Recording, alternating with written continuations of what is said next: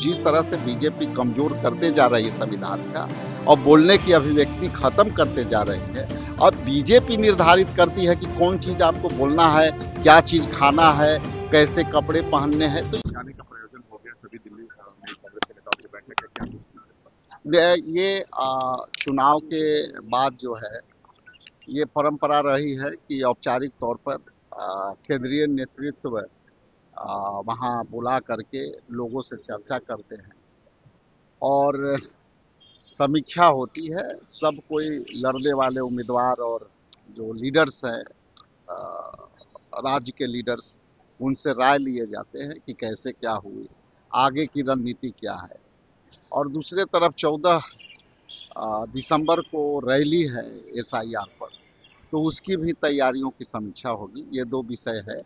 पहला विषय तो ये है कि समीक्षा होगी जो 61 उम्मीदवार। बिहार को लेकर कांग्रेस में ही विरोध, बिहार कांग्रेस में ही विरोध हो गया, धरने में बैठ रहे सर, क्या कुछ मानते हैं सर? विरोध करने वाले लोगों का मंशा क्या? देखिए, कांग्रेस पार्टी आंतरिक डेमोक्रेटिक पार्टी है। इसमें सभी लोग मिल के निर्णय लेते हैं।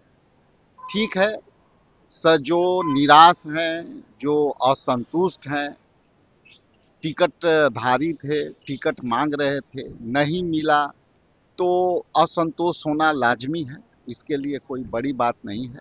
घर के लोग हैं, निराश होंगे तो घर में ही मांग करेंगे। आप ही से मांग रहे हैं जिम्मेवारी लेने की बात? देखिए, जिम्मेवारियां जो है ये निर्धारण हाईकमान करते हैं और इस विषय पर केंद्रीय नेतृत्व सजग है। वो केंद्रीय नेतृत्व का जो निर्देश होगा उस पर आदमी अमल करेगा। लेकिन रोड पर चलते हुए इस तरह की चर्चा आम होती है, ये कोई बड़ी विषय नहीं। बीजेपी भी नेतृत्व पर सवाल उठा रही है, नेतृत्व की कमी के कारण इतना बड़ा हाल हुआ, ये बीजेपी कहती है। तो ये तो उनकी आंतरिक मामला है। लेकिन जिस तरह से चुनाव हो रहे थे, बीजेपी 3 दल से मुख्य रूप से लड़ रही। 2 दल मुख्य रूप से इंडिया गठबंधन के थे, RJD, कांग्रेस, CPI ML, अन्य सभी से, और साथ ही साथ जदयू से भी लड़ रही थी। चूंकि ये होड़ में थी बीजेपी कि हम सबसे बड़ी पार्टी के रूप में उभरे और हमेशा जदयू को पीछे छोड़ने का वो प्रयास कर रही थी। और आज यदि नंबर्स ऑफ आंकड़ा देखेंगे विनिंग का, तो जदयू से अभी भी उनका ज़्यादा है। तो उनका अपना इंटरनल मामला है, वो समझे।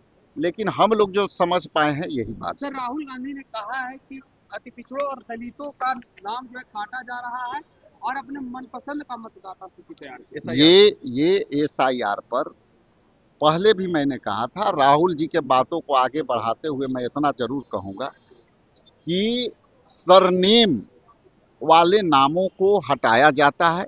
जिनकी सरनेम पिछड़ा, अति पिछड़ा, दलित के सरनेम होते हैं, उनकी प्रायोरिटी लिस्ट में SIR में नाम काटे गए हैं और आगे भी काटे जा रहे हैं। संसद सदन में सर अब जय हिंद और वंदे मातरम जैसे नारों पर प्रतिबंध की बात की जा रही है। सर, ममता बनर्जी गुस्से में दिख रही है, कह रही है कि ये लोगों के जो भावना के साथ खेल किया है। देखिए, संविधान का मूल आधार क्या है? धर्मनिरपेक्षता और अभिव्यक्ति की आज़ादी।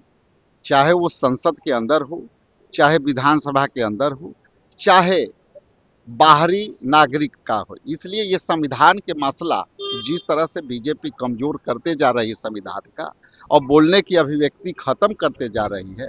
अब बीजेपी निर्धारित करती है कि कौन चीज आपको बोलना है, क्या चीज खाना है, कैसे कपड़े पहनने हैं। तो ये तो संविधान पर हमला है, इससे बड़ा कुछ नहीं है। बहुत बहुत बंगाल में सर आखिरी सर, बंगाल में सर बाबरी मस्जिद पर सर क्या कहेंगे? क्या जो मस्जिद बनाने की ये मैं अध्ययन करके बताऊँ।